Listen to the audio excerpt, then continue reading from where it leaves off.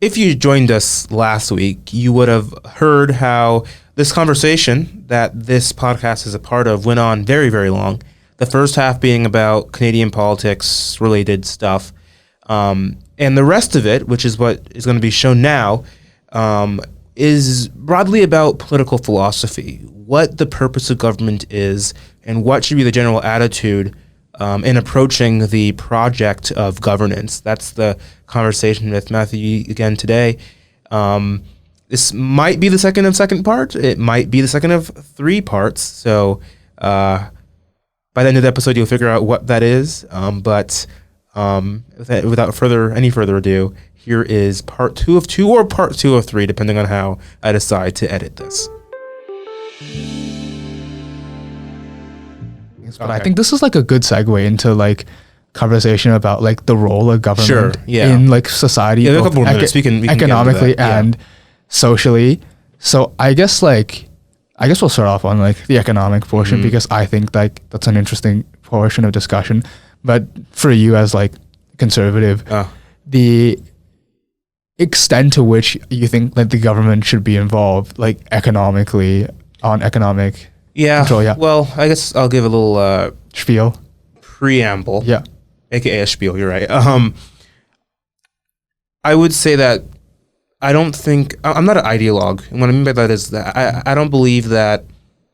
I believe the only things that are always goods to be pursued, right, are what people might call the transcendentals, right? So goodness, beauty, unity, and truth, right? Mm-hmm.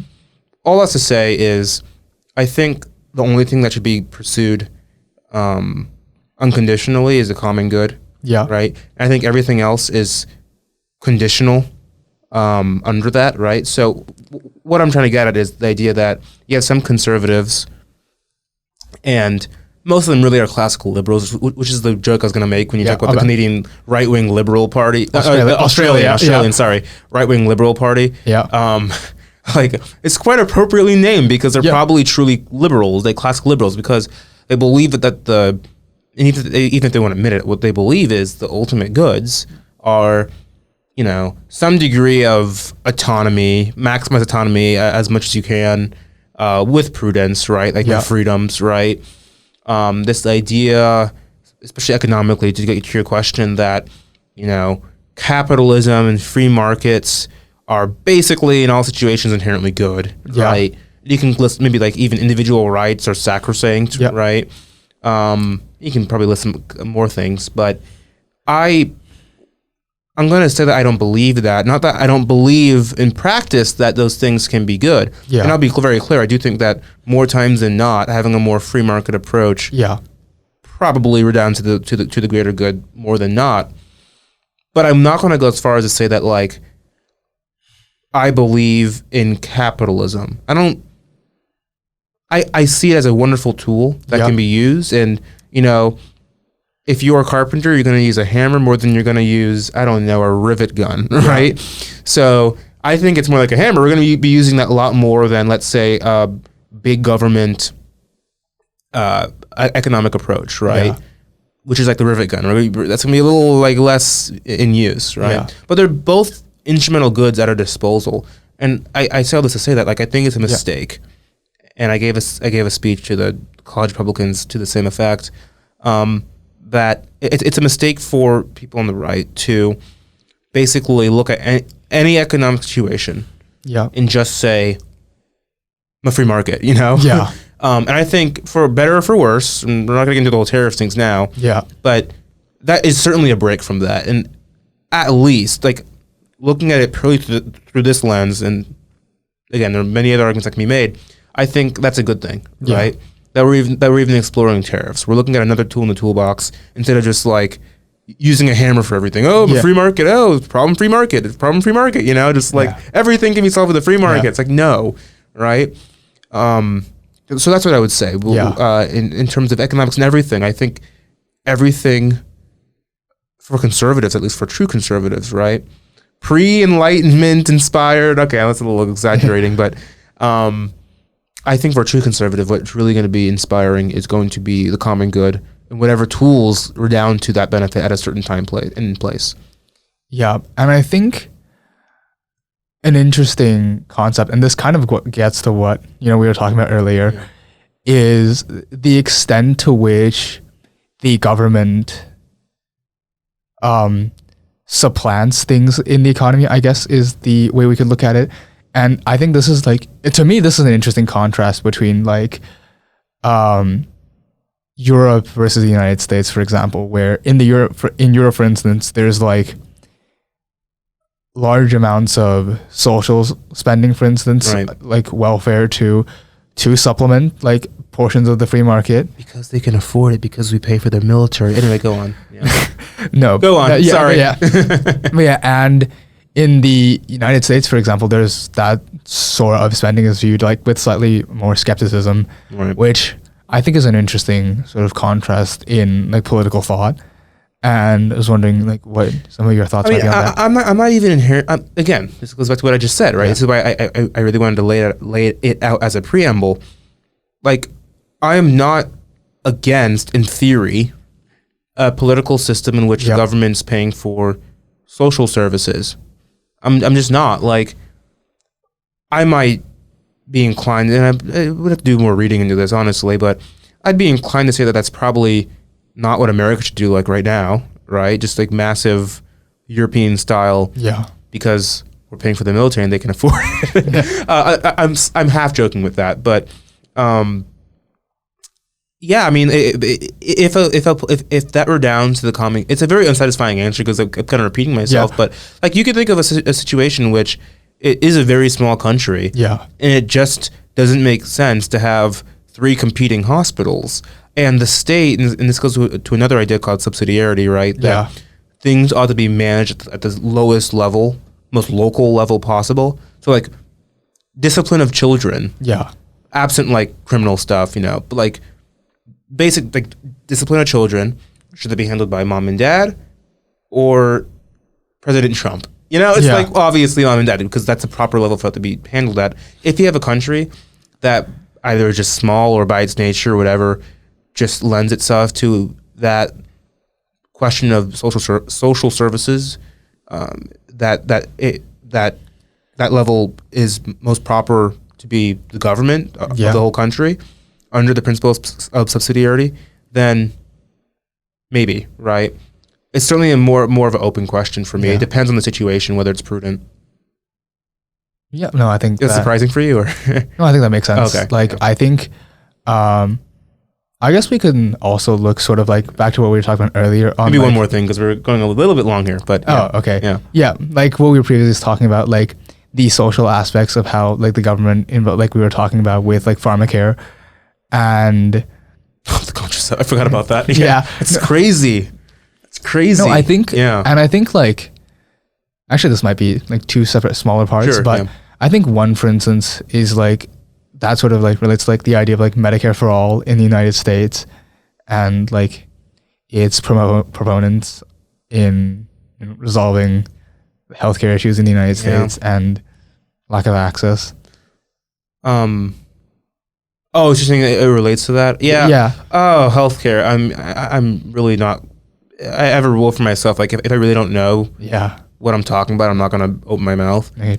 Fair enough. And so all I would say is that one thing I've heard, and just put this out there, I'm not even making a big point with it, because again, I'm not sure what it means in the grand scheme, but basically all medical research, of course it's done around, but basically all of it's done here. Yeah. Right? Here as in US, R&D. Oh yeah. It's here, Yeah. And what I've heard, I just heard this argument, is that the US, with all of its private funding for medical stuff, pays for, we're doing the R&D, so we're paying for the R&D for the whole world, basically. Yeah. Because we do astronomical amount of money doing R&D for a drug, and then we get to sell to other countries. And what are they not paying for? All this R&D. Yeah. I don't know. I'm sure there are holes in that argument. I'm sure people were listening to this, being that's not correct for X, Y, and Z reason. I'm not sure. I've heard that argument. So I really don't know about that one. All I would say is that from everything I've heard from Medicare for All, it does not sound prudential or reasonable, given the many problems we face in our country, especially budgetary problems we face in our country. Practically, I don't know how that'll work. Quality of healthcare, I think most certainly would go down, way down under a Medicare for all regime. That's one thing I've heard about the NHS and UK and then the Canadian healthcare system.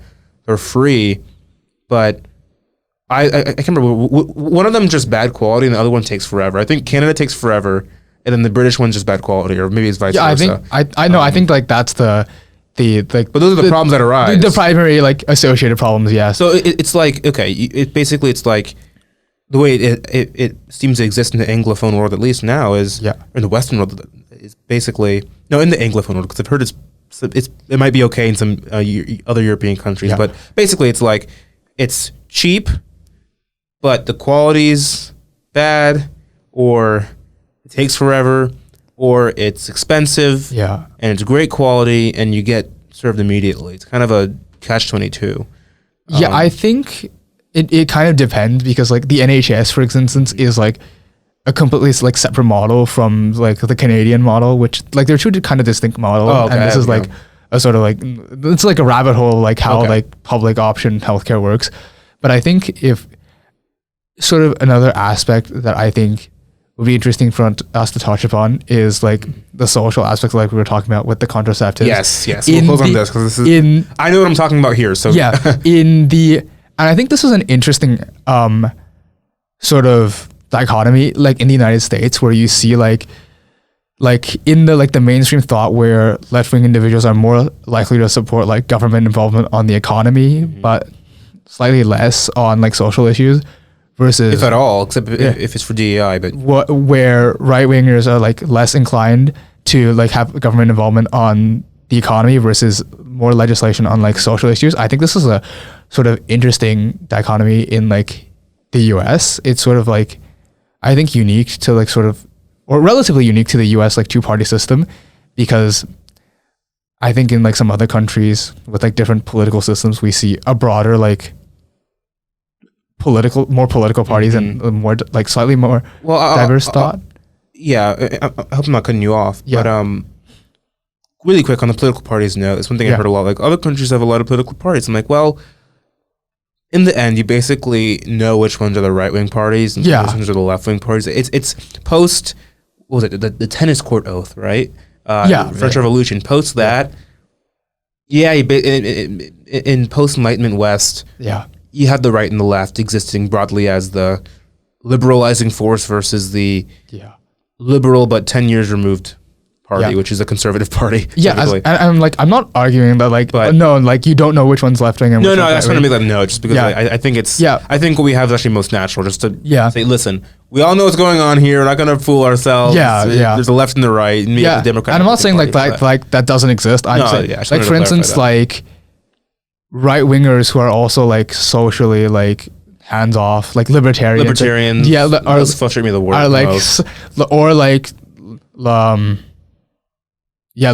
Left wingers who are like, you don't have a lot of those anymore. You don't have a lot of people who are very pro social intervention in terms of a conservative social intervention, right? And also somewhat okay with the big government programs. That was more of a thing, I would say, when you had a lot of like the unionized, a lot of them were Catholics, that old, sort of Democratic party, I would say, in like maybe the early to maybe mid 20th century. That was very socially conservative, right? They're religious, but also really pro worker. Has come back with Trump. It's coming back in Trump. I mean, think about it. Like, you have unions backing him. He's pursuing a policy, the tariffs, which ostensibly, at least, are there to protect the American worker. It's not come back exactly the same way, because he's deregulating things too. But it's not a perfect 1-to-1. But there's certainly rhyming happening there. What was the question, really? I'm sorry. I keep talking around it. I think like what I was sort of get to is sort of like there's obviously like different degrees of like economic versus like social involvement of the government, and I was like sort of curious like where you stand on that. Oh, so like where I stand?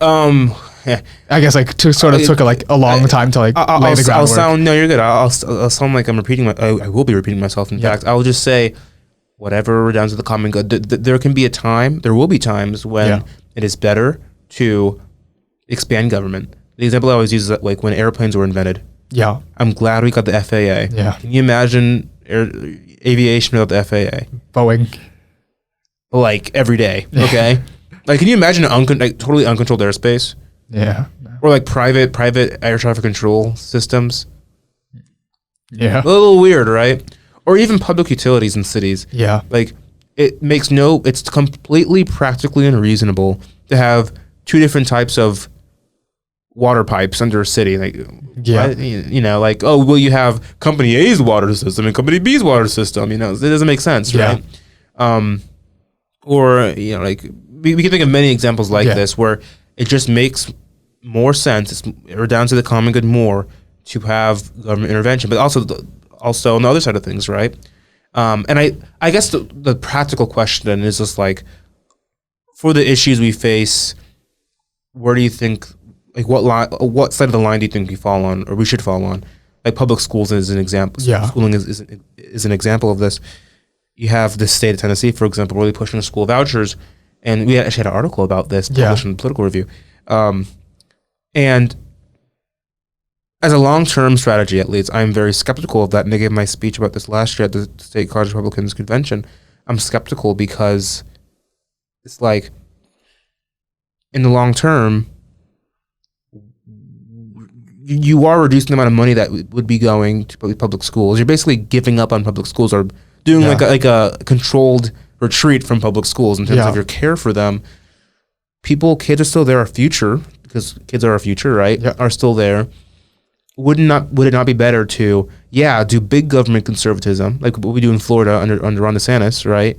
And actively reform these government systems to be conservative, right? That's my perspective. I think that's how that question of the common good and what instrumental good do you use? Do you deregulate? Do you regulate more? I think that's how that really applies nowadays.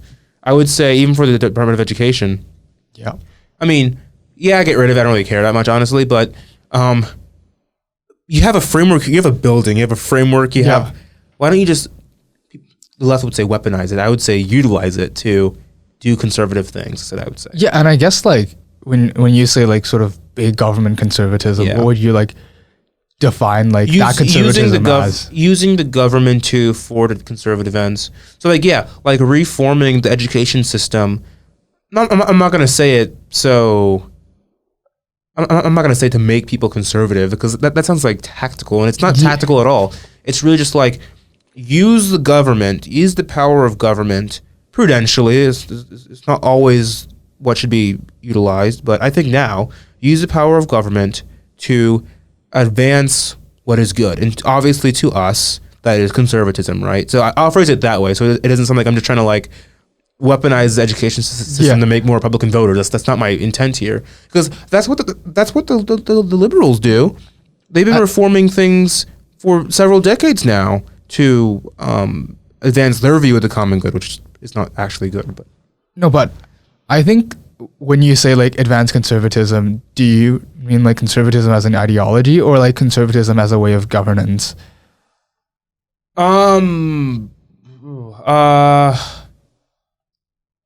Well, I think conservatism properly, even though it is an ism, I don't think it's an ideology in the same way as almost any of the other isms are. Liberalism, communism, all these other isms that elevate what I would call instrumental goods to being ultimate goods, like freedom and democracy, right? In classical liberalism, or what would it be for Marxism? Like the access to resources. Yeah, the proletariat, rising up and all that stuff, whatever ism you want to call that. They value that over, or they elevate that to the same level as the common good and the other transcendentals, I think, because they view that goal as the ultimate end, right? Yeah. So do I view it as conservatism in governance or in ideology? I mean, I would just call it the common good. Again, it's obviously what I understand to be the common good, and I think very clearly that teaching kids, for example, I don't know, like the classics, right? Yeah. Teaching, or I'll pull it back from being so abstract because these things aren't really happening in America right now, although I wish they did. Not having borderline pornographic material in schools. So to choose a very concrete example, people call that conservative policy, but through my lens, I would say yes, it is conservative because I'm a conservative, right? But like to use the colloquialism, but really, what all that's doing, taking that stuff out of schools, is just doing an action that redounds to the common good of the children and thus the community, right? That's how I. So would you say like your conception of conservatism is more of like we reduce like those involvements of what you say, those elevated things to fundamental goods back down to instrumental goods. Instrumental goods. Yeah, that's part one. Part two is just like using the proper instrument when. Because like, okay, great. Like now we understand that democracy isn't an ultimate good. Yeah. Freedom, autonomy isn't an ultimate good, right? Now we got to apply that properly, right? So I think it's like, first understand that these things are instrumental goods, subordinate goods, same thing. And then make sure you're applying them properly. And that's where prudence comes in. Prudence is the great political principle. Yeah, and I think, so this is, I think this is an interesting thought on two fronts. Like one is, I guess I'll ask this first and then go on a short spiel. So I think what would you view and as... by the way, we're probably just going to keep it rolling and just split it into 2 episodes. Okay. We're going over a lot. Yeah, it's okay. We'll make it 2 episodes. So keep going. Yeah. So I think first, like what would you consider like to be fundamental goods? Are you asking me basically like what I think the basic goods of a human life are? I guess like very philosophical. Whatever, like I think you view as like those fundamental goods that should be preserved by the state, I guess. Just to be clear, so you're not asking me like what the instrumental goods of politics are, right? Because I would say like instrumental goods are just basically everything at our disposal, right? Democracy, autocracy, everything in between. Yeah. You know, I don't know, freedom versus government compulsion. Yeah. All those are tools we can use. But are you asking me like what ends those tools should be used toward? Yeah, I guess that's like the common good. Okay, yeah, I see what you mean. So like be more concrete about like what constitutes the common good. Yeah.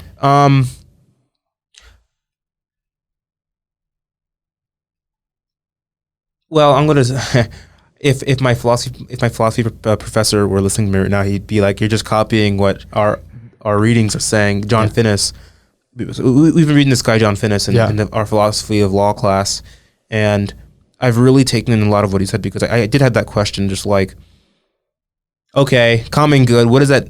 Like, I feel like I know what that means in every in a lot of different situations. It's kind of self-evident, you know. Yeah. I mean, I think for most people, like someone murdered, okay, maybe we should like lock him up or you know punish him somehow, right? But he more systemizes whatever that word is, right? Systematizes it, whatever. And I appreciate how he laid out the basic goods of human life, right? As being things that together not maximize per se, but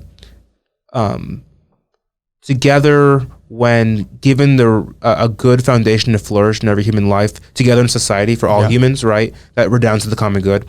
I phrased that weird. Let me try again. Yeah. Basically, the basic goods of a human life, right? Yeah. And when, and a good political, I'll put it this way, in a good political order, the basic goods in everyone's human life have the best opportunity to flourish, right?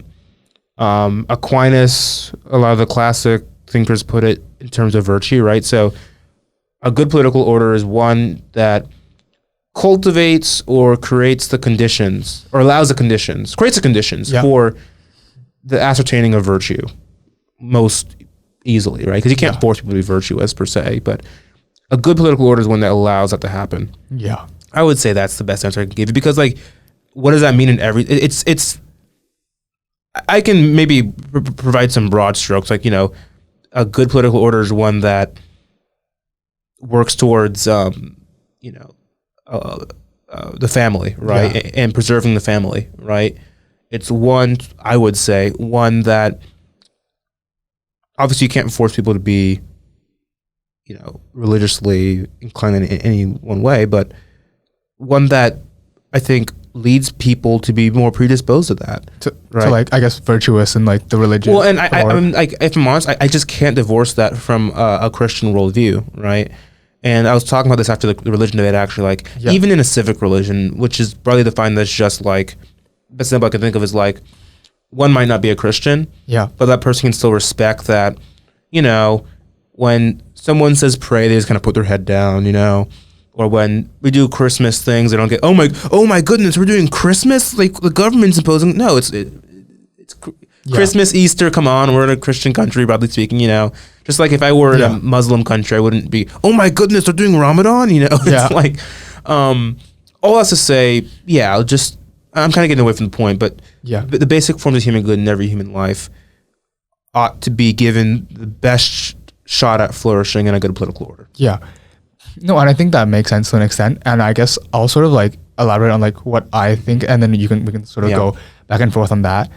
I think not necessarily a good order, but a good like deliverance of government is one, like you said, that strives for common good, but in the sense that it lays the foundations for people to do so. And what I think I mean by that is, for instance, like the insurance of like some basic public services, right? Like public schools, public transportation, public infrastructure, that sort, that lays that foundation for people to be able to achieve like what they want to achieve and to flourish. That's a difference, but okay. We'll circle back. Yeah, we'll circle back to that. And I think a way of like, I envision this as sort of like the veil of ignorance, where like if you were to choose a country to be born into, but you weren't able to select like your place in that society, and you had to take a random chance, what society would you sort of you want to be in? All right, there's a quick cutting right here because we were talking for so long. This is definitely going to be the second episode that we would have spliced this one session into two. This is the second part. So at this point, in real time, we've been talking for about an hour, and Matthew's camera, that camera, there's my finger, died, and we had to pause for a bit. So hopefully you can remember where we left off to pick up on it now. Oh no, yeah. So Matthew, I'm going to rely on your memory here. So So I was talking about the veil of ignorance. Yes. Which is like the idea again that like, if you were to like choose whatever country or whatever area of the world to be born into, or whatever society, and you had no control over like where you were born in that society, but merely what the society was, I think like you would want a society that is relatively like equal, that is relatively like stable, that you could have like a flourishing life in, regardless of like the circumstances in which you were born in. And I think that's sort of like, the sort of relatively level playing field that would allow for, like you said, flourishing in like an ideal state to be sort of maintained by the government. And I guess this kind of takes us into like the point you made about like, autonomy or freedom or like personal like wants. And I guess we're there. So I guess like, I'll get your thoughts on like the broad like point I made there. I guess I would say like, again, I'm trying to remember right now and then also 20 minutes ago. Sure. I think most people would agree that yes, you'd want to be in the place where that's really like the definition I put forth, right? Like a good political order is one in which people have the greatest ability or have the greatest means by which to attain virtue, to flourish, right? But I guess my question for you would be like, what would be flourishing for you? Because I think you're saying that was your highest political principle, was it? Was it not? Yeah. Like, cause I think I said aha 20 minutes ago. Yeah. When you said like the ability for people to choose. Yeah. Is that what it was? I think I'll put out like more specificity and then we can sort of go on it. I think there's several things. I think one is like you have like the basics you need to live, right? Like you don't have to be afraid of like, or relatively not afraid of like, like starvation, food, water, shelter. drought. Okay. Yes. Yeah. I think. But what's the point? I guess I'm not going to cut you off, but what's the point of all those things? The food, shelter, and water. Why are those things, not to give away the answer, but why are those things at a very base and obvious level desirable? I think if we go to like Maslow hierarchy of needs, right, those things are needed to attain like higher. Right. Okay. Yeah. Like exactly. No, but that's right. But like, okay, great. So those things are instrumental goods. They're not good in themselves. In the set, water, food, shelter, money. Okay. Yeah. These things are not goods in and of themselves. Because think about it. Like you can have, because the thing that is good in and of itself, that is the ultimate good, right? You can't have too much of it. It doesn't make sense. Like it's perfectly good, right? So like, you can have too much water. You can get water poisoning. Right? I mean, it's kind of a silly example. But the point is, the point still stands, right? Like, okay, maybe you can't have too much money, right? No one would say that. But money can lead to bad things happening in your life. Yeah. People who won the lottery can certainly attest to that. Yeah. Food, obviously, gluttony, right? Yeah. Shelter, okay, like too much shelter. Maybe not too much shelter, but certainly it's not wholly fulfilling. I have a big house. Okay, great. Yeah. You know? So, yeah. No, but I think like they still form an important baseline. Oh, sure. Of like but human, they're not ultimate goods. I think we can agree on that. Of like human, but like they're necessary steps to. They're instrumental goods. Which you need to attain. Like, if they're instrumental goods, right? I think they're like instrumental steps. Is like if to achieve like whatever ultimate good you're trying to achieve, right? Oh, but see, there you go. The ultimate good you're trying to achieve, that implies that the ultimate good is a matter of subjectivity. I think that's where I said aha. Okay, yeah. 20 minutes ago. And I remember what I was like aha.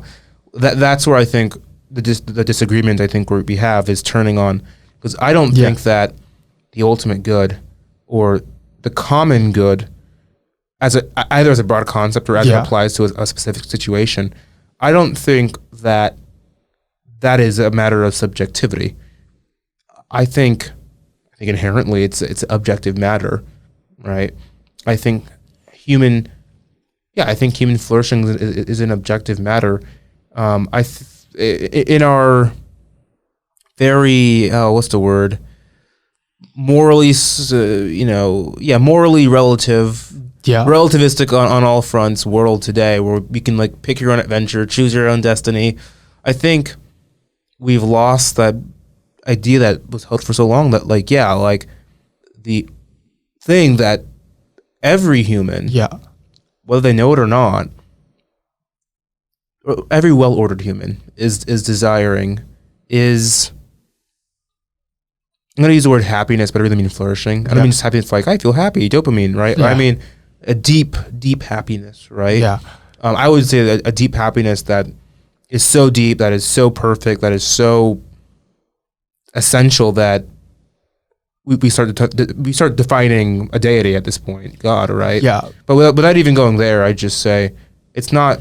I don't think it's subjective. I think there's a subjective element that is subsidiary to that, right? I don't think everyone's going to have the exact same life, for example. Yeah. But in terms of an end goal, I don't think that's objective.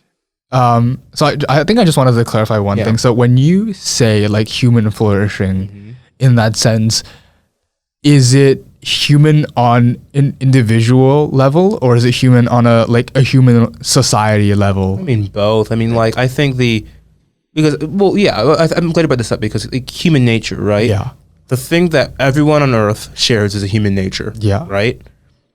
That means something. And I think that not only means something in terms... Yes, thank you. That not only means something in terms of, okay, like, all humans have a certain DNA structure, biologically, right? And that's where a lot of people stop. I think in a modern age, because we're so focused on science, right? I think it's like the religion of science in a way, that we tend to think of things in terms of objectivity only within the realm of science. And outside of science, everything's subjective, basically, right? I think that's how we think of things, but I'm getting off topic. The point is, human nature not only is the obvious biological part of it, but I do think it's a metaphysical part of it too, and that's where that's where this a flourishing question really falls objectively, because I would say that the ultimate thing sought in human life being, flourishing, right, or happiness in a very technical philosophical sense. I think that is that's part of our human nature, and I think if someone honestly did not want to flourish, then we might be actually talking about some disorders here, actually. Like, serious. No, I'm not even joking, right? Yeah. Like, if you really, think about someone who actually did not want to flourish at a very deep psychological level, wanted the bad for themselves or others. That's certainly getting into some mental health, like actual serious mental health territory. So anyway, I guess like what I think. I agree. I think this is like the sort of like fundamentally different on our worldviews is the degree to which like that level of flourishing differs like by person. Like you said, you think it's a more like objective state. I think there's. I'll clarify that later, but go on. I think like there's like some subjectivity in it, and I agree. But I'll go on. Yeah. So, but I think like for example, when we were talking about incremental goods, right? I think like. For example, like food or water, right, is necessary, like to sort of ascertain that level of like deep flourishing, right? Like I don't think you would be flourishing if you were like consistently at risk of like not having food or consistently in danger of like. Do you know who some of the happiest people are on Earth? Hit me.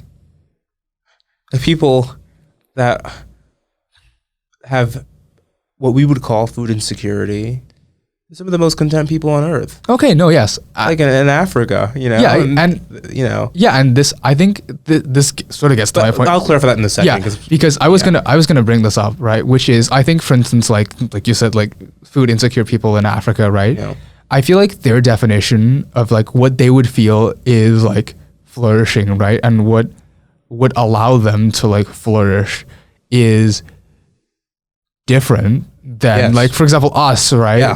Like I'm sure like they would find like great flourishment and like, oh, we have like food. Arguably, and not always, but in this way better. In what way? Okay, so I'm going to clarify. Oh yeah. So, okay. So, yes, food, water, shelter. I wouldn't say are necessary for the reason I just gave. The example I just gave just proves it being necessary. But I would say that in most cases, yes. Like generally, you want to have food, you want to have water. Yeah. I mean, at a basic level, if you don't have any food, you're going to die, right? Yeah. So yes, almost. It's like it's approaching necessary, right? But I would say that there's more to life. And this is where it gets a little theological, right? Or maybe high philosophy even, right? But there's more to life than just surviving, just existing. Yeah. In fact, I'm sure many people would intuitively say they can conceive of a life in which they live for less time, but it's more it's more of a flourished life, if that's a term that can be used grammatically, than if they just had more time on Earth, right? Yeah. So I'm not denying. Obviously, yes. Like food, water, shelter are way more of needs than, I don't know, let's choose a ridiculous example, like having this table before us. Yeah, it is. Yeah. It's like, obviously it's way down the list compared to just like having food, right, and water. But yeah, so yes, to the point of the African people in our example who are totally caricaturizing right now, but it's okay. Or like just food insecure people. But I want to pick on that example because I think it creates an image in our mind. Yeah. Like there's something that image we can form in our mind Yeah. that they have that is beyond purely material, because they don't have the material stuff, you know, or if they do, it's like very rudimentary, right? They have something deeper than that. And I think that deeper thing, that it might be community. It is community, it is family, it is the sense of purpose within those structures, right? But we call it purpose, right? All these things are pointing to this deeper flourishing, right? This well-lived life, this life in which one acts virtuously, right? And this virtue, acting virtuously, reflects itself in having these strong community ties, having strong familial ties, right? And I'm not saying that like the height of human flourishing is I'm definitely not saying that the height of human flourishing are in these impoverished, you know, arguably pre-civilizational to this day communities. But that's a strong claim, but we'll leave it. But I would say that there's something that seeing that example certainly points us to, but there's something a lot more. And that's what I mean by subjective, right? Like, you cannot tell me that, I don't know, I'll be very general. You cannot tell me that pursuing vice is going to redound to you having achieving flourishing, right? Pursuing vice, I mean, we can argue about how we're going to define vice, but the idea of vice is antithetical to flourishing, I think, just definitionally, right? But of course, like, whether or not I choose to have a green phone case or a blue phone case, I mean, if my favorite color is blue, then like, me having a blue phone case is going to make me marginally happy, more happy than if I didn't have the green or the blue. I lost track of my analogy, but you get the idea, right? So there is some room for some subjective things here, just like preferential things. But when it comes to the really important stuff that relate to, like the core of our humanity, the family stuff, the community stuff, the virtues, the values stuff, maybe you can think of some other things too. I think it becomes less and less subjective as you get more and more to the essence and heart of the matter. Yeah, and I think, for instance, like on, like what you say about like virtue, I think even like the definition of like community and virtue and all that, there's like some level of subjectivity in there, like the degree to which like a community one needs to like feel satisfaction. Are you conflating difference with subjectivity? Because I would agree that there's certainly difference in what people consider virtuous and not. I think obviously that's the case. But that doesn't mean that it's the nature of virtue is subjective. Oh, I see. I see. It could just be that some people are more right or wrong than others, right? Yeah, but so I think What's your response to that? I get your point of like. Definitely, where do you fall on that question? Do you think that it like? I think this again is where it's turning on. Do you think that, let's say, virtues of community A, B, C, and D are all different in the subjective, and there's no true way, even in theory, that one could say that the virtues of group B is better than group C or A, or you know, you get what I'm saying?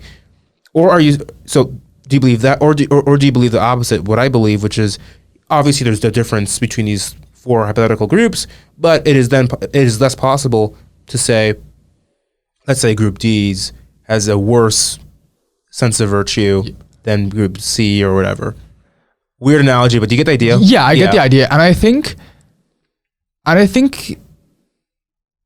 there is a subjectivity in it. I'll give you an example. For instance, like if we want to talk about something like murder, right? I think like all groups in this society would, like these four analogies that you bring up would agree that like murder is a vice and should be frowned upon, right?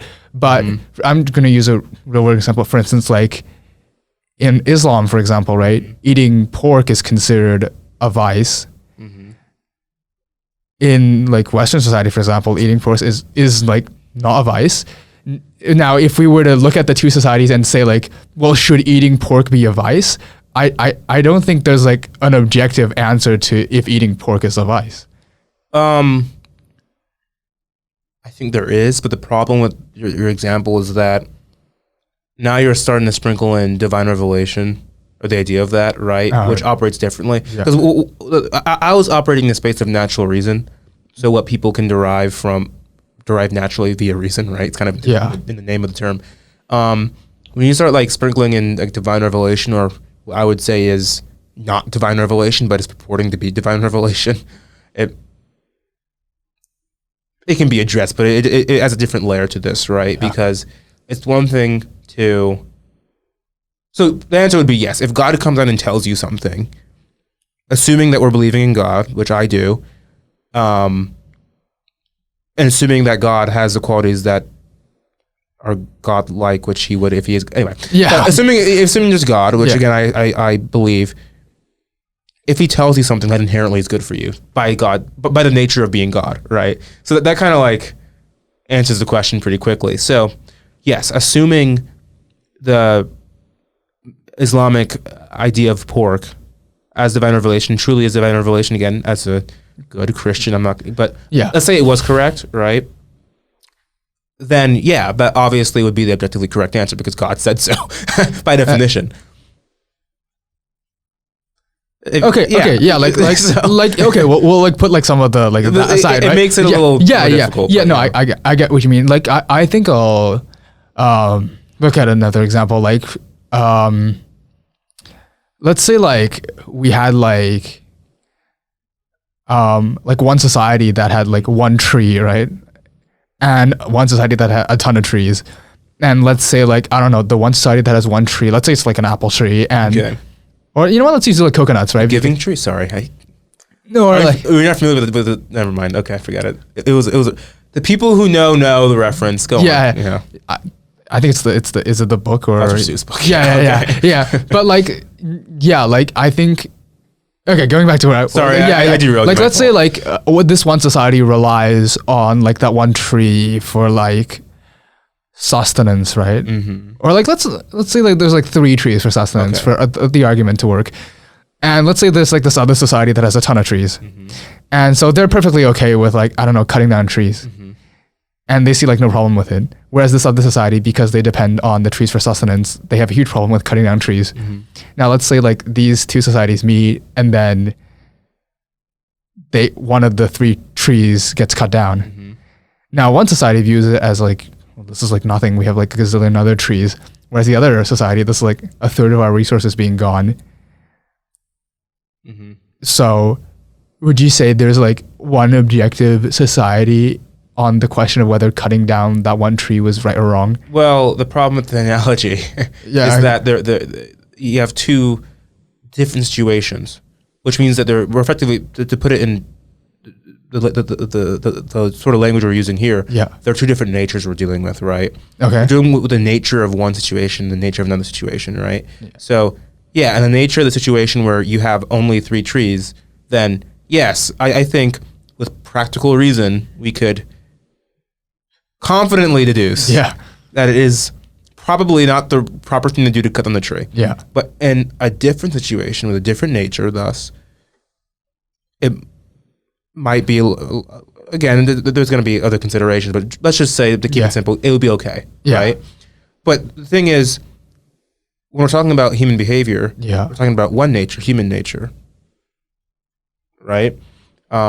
And then I'll be even more clear, because I can see objections that might be coming up. Yeah. Like, okay, well, England, they drive on the left side of the road, they drive on the right. Is there an objective correct answer? There are certain things, again, as I was saying earlier, like the whole phone case thing. Yeah. As you get more and more distant from the core, the essence of the matter being human nature, then there's a lot more room for subjectivity. Like, when you're at the point of what side of the road you drive on, you're very far away. Okay, it's like, okay, just pick a side and be consistent, right? Yeah. But I would say, what is more needed is some sort of consistency, so that you don't have people driving into each other, right? That'd probably be closer to the core, right? But like murder is a good example. Murder's a lot more to the core. Yeah. I'm kind of making up these terms of art as I go along, but it's a lot more to the core, and it's just going to be a lot less, if any, variation, right? Murder, no, we have to define what murder is, but assuming a thing is an unjust killing, it is wrong, always, right? But it's a spectrum from that all the way down to like, what phone case color do you want? Yeah. Like, whatever.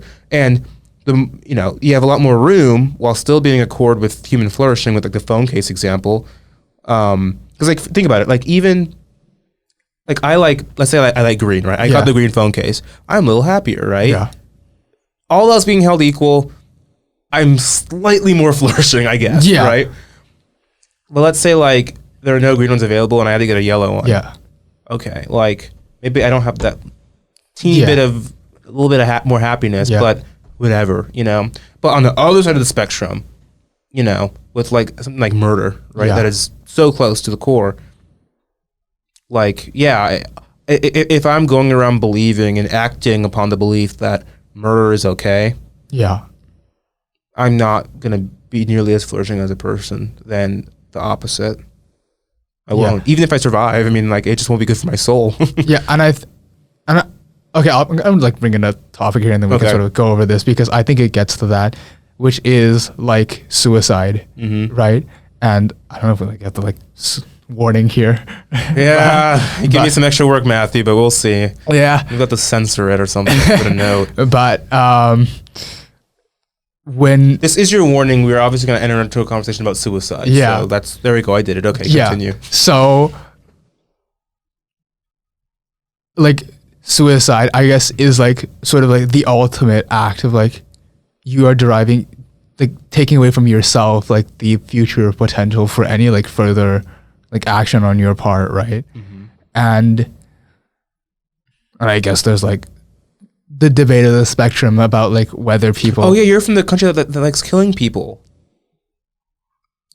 it exists, not sure. Anyway, sorry, that's not the point. Go on. Yeah, there's like also a spectrum there, but like on the individual level, right?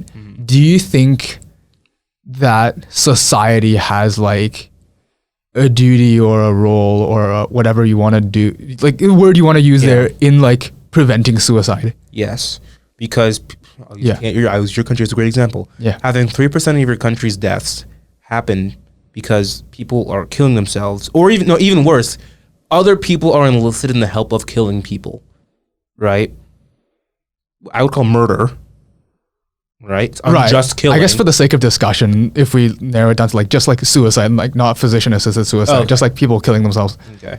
But even with that, right? Like it is not down to the common good to have 3% of your. Let's just pretend that it's just suicide and forget the physicians. Fine, but even so, 3% of your population dying by suicide, not good. It's not. I would confidently say that it is not good. It's not right under the common good to have a mass group of people en masse every single year self-deleting themselves, right? I mean, it's really sad if you think. It's obviously very sad, but like depriving themselves. I mean, it's not only aside from like the obvious, like, you know, suicide is sad. I mean, quite obviously and very, you know, terrible.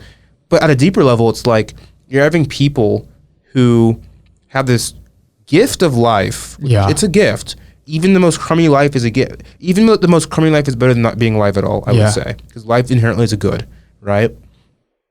And something's gone very wrong when you have a mass amount of people, I mean, really anybody, but especially a mass amount of people, self-deleting themselves and depriving their... It's not even like someone else is depriving their own basic forms of human good. They're taking it away from themselves. And I mean, having that happen en masse, just I think inherently works against the common good of a society. It's not. I'll put it in a more personal sense. It does not go towards the common good of a society to have mothers, fathers, sons, cousins, what have you, because we're all related to each other in some way. You know, just self-deleting them. It's just. And I'll be very. I need to clear this up because I know it's a very sensitive topic. Like, I'm not trying to be really overly crass about it. I know I just called euthanasia, you know, tantamount to murder. I think at a very essential level it is. I know obviously like that doesn't have that moral weight in our culture today, but I know it's a very sensitive thing. I don't want to. I have to address this. I know I'm kind of talking a lot here, but I want to make sure people don't think I'm just being cavalier about this. I'm not. I'm just being very clear about it because I think that's what we need sometimes, clarity. Yeah, and I think like this is probably good for like both of us. Like none of us are like advocating for suicide or like anything of that. I think anybody who heard what I said and interpreted that way just isn't listening. Yeah, and I think we can all agree that like like suicide in like any circumstances is like the death of an individual like in any circumstances like is like not desirable for society. Not desirable at all. I think I think to me, and this is an interesting question, is when like society says like for the good of society, when you as an individual to some circumstance judge that there is like no like when you're at the point of like I don't see any point in this anymore, like you on an individual made that judgment, for society to say no, there is like a role and a value in society for you to, and this is like purely hypothetical. I'm not like saying like anybody should like do anything. No, I'm just making that clear. But like for you as like when you as an individual evaluate that you don't have that, for society to say no, you do.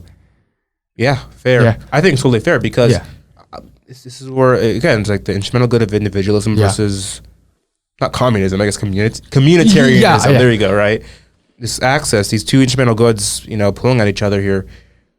I think that's too individualistic, right? Like as I said earlier, you're not just a floating amoeba in a cesspool. I don't know. Yeah. Like you are, I know I am a son, right? A cousin, a nephew.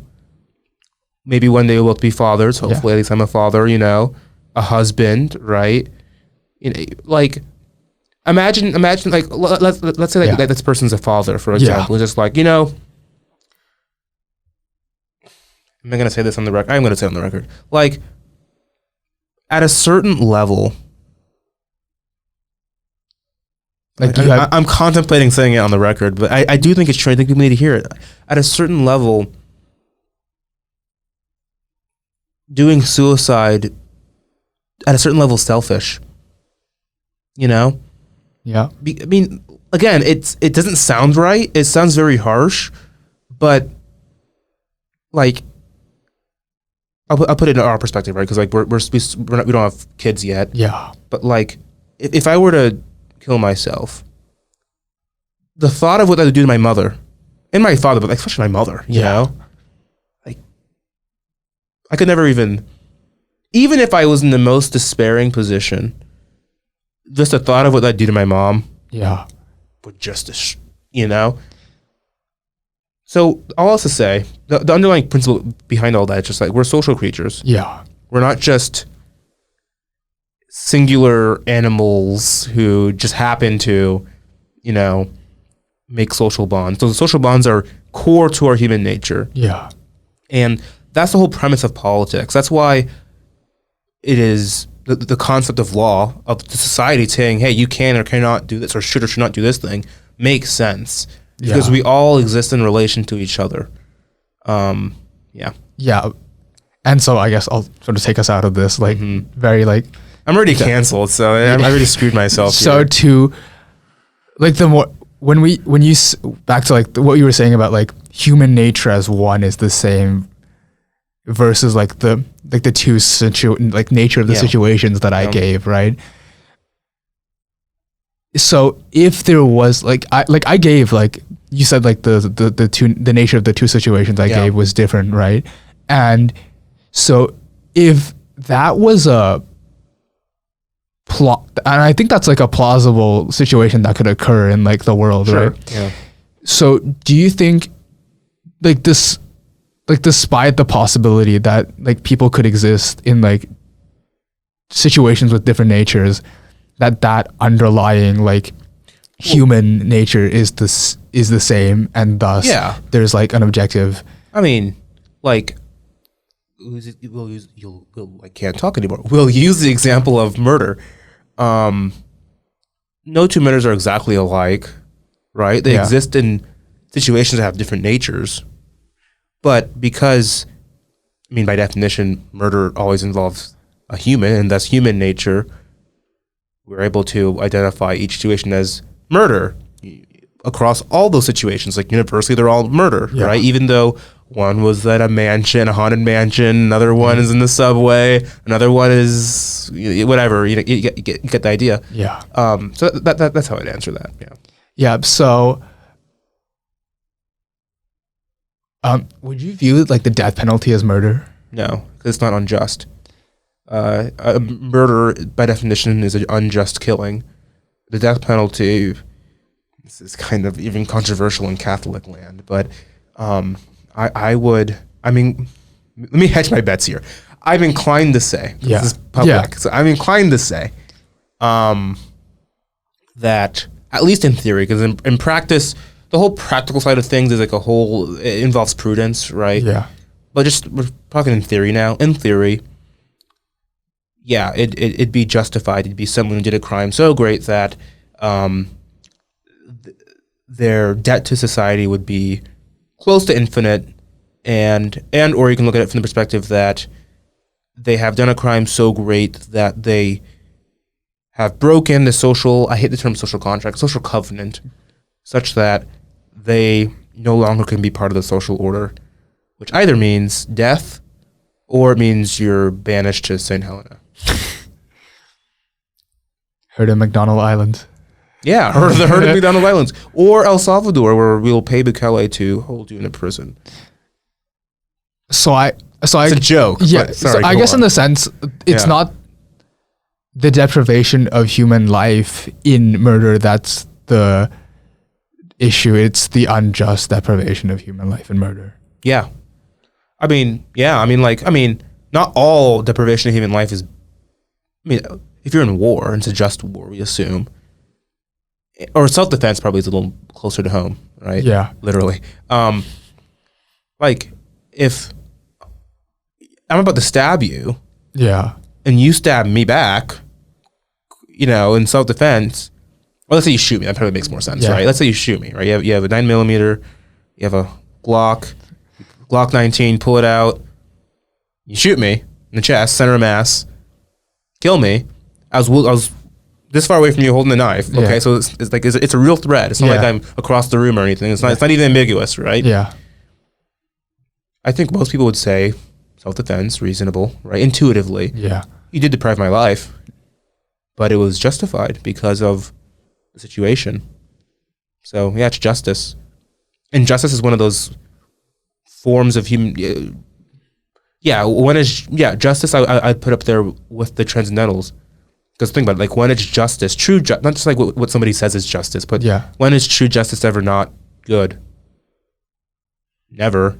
True justice, as much as we can conceive of it, is always good. Yeah. So I guess taking us like slightly further and sort of wrapping this up. Yeah. And like the I like how it started off with me interviewing you. It's just funny. It's okay. It's just funny. It's funny. Yeah. Taking us into like the what we were starting out with, in what would you say is the government's role in like ensuring that society can get to that like ultimate good? Because to an extent, I think like we were saying, how like some of the transcendental goods are necessary to achieving the ultimate good. I think the government should have a role in ensuring that like some of those transcendental goods exist to get to that ultimate good. Well, I'll question one thing. Yeah. This is, again, referring to that book we're reading this semester, which has been very seminal in my understanding of this at a more concrete level. Yeah. So the guy's name is John Finnis, Natural Law and Natural Rights. Yeah. That's what the book's called. And he says that the common good is a state of affairs. It's not something to, like, again, I'm stealing exactly what my professor said, but shout out to Professor Andrew Sucre, by the way. But it's not like, well, we've arrived, we've reached the common good, our work is over, the U.S. government is now over, we've reached the end. No, it's a state of affairs, right? It's something that's constantly being worked towards, because we'll never reach perfection, right? Yeah. It's just like you're always working towards it. The conditions will always be changing, the situation, right? So even if let's say somehow conceptually you could arrive at the common good in one moment, but the next moment you wouldn't be there anymore because the things just change. There's like so many variables changing all the time. But sorry, just wanted to clarify that. But so you're not arriving somewhere. Yeah, no. Like, but like on like the journey, right? Should the government like steer us towards the common good, or should it like let society or like human nature develop towards that common good? For what other purpose would it exist? The government.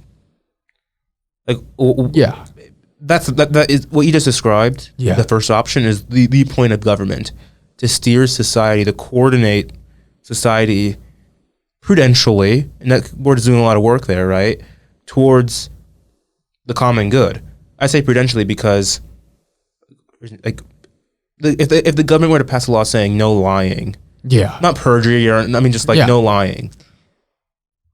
How are you gonna enforce that? You're gonna put a cop in everyone's house and make sure like, people aren't lying to each other. I mean, so there's a level of prudence here. The government can't make everybody virtuous, right? At a practical level, at a prudential level, maybe even at a moral level. Maybe there's an argument that like at a certain I think there is certainly an argument that like at a certain level, virtue has to come from. You have to want the virtue at a certain degree. But that's why I said in the beginning, like, the point of government is to promote virtue and to make the ascertaining of virtue most available, right? To create the conditions so that people can be most able to attain virtue. Part of that is, let's make sure there's running water and like food to go around, right? It's kind of hard to focus on being virtuous if your stomach's grumbling and you're thirsty and the rain's falling on your head. Yeah, even though you're still somehow thirsty, but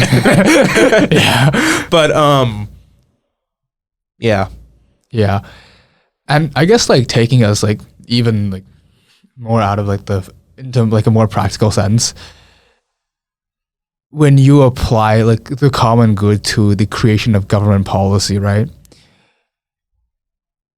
Would you say there is always an objectively right course of action for the government in the creation of policy? Given the myriad, like almost infinite, not literally infinite, but almost infinite amount of different situations one can be in, is there a proper course of action for each of those? Is that what you're asking pretty much? Yeah, there is. Will we ever even get like 3 in a row of hitting like the perfectly optimal situation or response to a given set of situations? No, like we'll probably never even get 3 in a row. I doubt we've ever. In fact, we've never. I'll go out and say like because humans are fallen and not perfect. Yeah, so we've never perfectly addressed any situation perfectly, right? No, I think we've come closer in sometimes in other times. I think America, broadly speaking, has come a lot closer than a lot of other countries in the past have. I'm really in the weeds here, but yes, every single minute situation you can think of, every single decision that has to be made does have a right answer, right? Either in that, like, at a directly moral point of view, like, there is a clearly moral,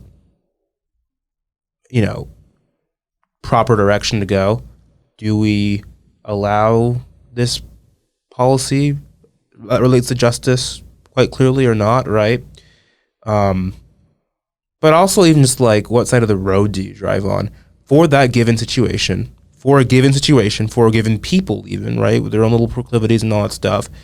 There probably is you probably would call it practically reasonable, prudential, like, for example, like it wouldn't, let's assume that America, I'm trying to remember the reason we drive on the right. It has something to do with like carriages or whatever. But let's just assume that like, for whatever thing with the carriages or whatever, it just made more sense to drive on the right. Yeah. If we just chose to drive on the left, then I would say, that was the objectively wrong choice given the situation. And in England, it probably was the opposite, probably was more reasonable given their weird carriage stuff to drive on the left, right? Yeah. And thus, in that situation, it was objectively the wrong thing to do if they were to drive on the right. So I think there's like, because they're interrelated, but we can understand things that directly, kind of a fuzzy term, but directly have to deal with like matters of justice and these, core transcendental tenets of common good. And it's like really moral, right? And also like at a practical, reasonable point of view too. I think we can say they're objective. Yeah, and I guess we'll sort of end up on this. Yeah. When there's like in like a pluralistic society, right, which I guess we're in, I think we can all agree on that. There's in a pluralistic society where there's like myriad of different opinions, and we want to strive for like things that like deliver benefits to all without hurting anybody. I guess in political science we call them Pareto improvements. Shout out Professor Lewis. Call them Pareto improvements. Do you think what are Pareto improvements? So improvements that you just used deliver benefits to all without having a detrimental impact on anybody. Any detrimental impact? Is the idea of like a Pareto improvement, or like I'm thinking about it. That's interesting. Or I guess in the concept of like I could probably explain this idea better, but in the pluralistic idea of like the actors in this pluralistic society, right? Like they deliver benefits to all the actors of the pluralistic society without harming any of the actors in that pluralistic society. I guess that's the ideal, I suppose. Yeah. Yeah. So sorry, what's the question? Yeah. Sorry, So I guess I was gonna ask you about like its feasibility, but I assume like I guess I'm hesitating because I would never even frame it. Like I don't really care that. Like yes, the fact that there's a pluralistic society means that it's a different situation. Yeah, the situation has a different nature than if it was a not pluralistic society, whatever the word for that, a singular society, whatever. But you get the idea. I just wouldn't frame it as just like it's almost utilitarian, right? Yeah. Not utilitarian. It's just like we're gonna maximize the benefits for the greatest number of groups. I'm just here about promoting the common good. Yeah. As best as I can, using prudence, which means that given my situation, given my pluralistic reality, that's gonna change how I approach this shining beacon on a hill of a goal of achieving or pursuing or promoting the common good. Right, because I guess the reason that I brought up that example is sort of like if we have a pluralistic society where oftentimes like the crafting of one policy can lead to like at minimal the displeasure of like another part of that pluralistic society, right? The degree to which like in governance we can push towards a common good without like you're talking about a practical problem here.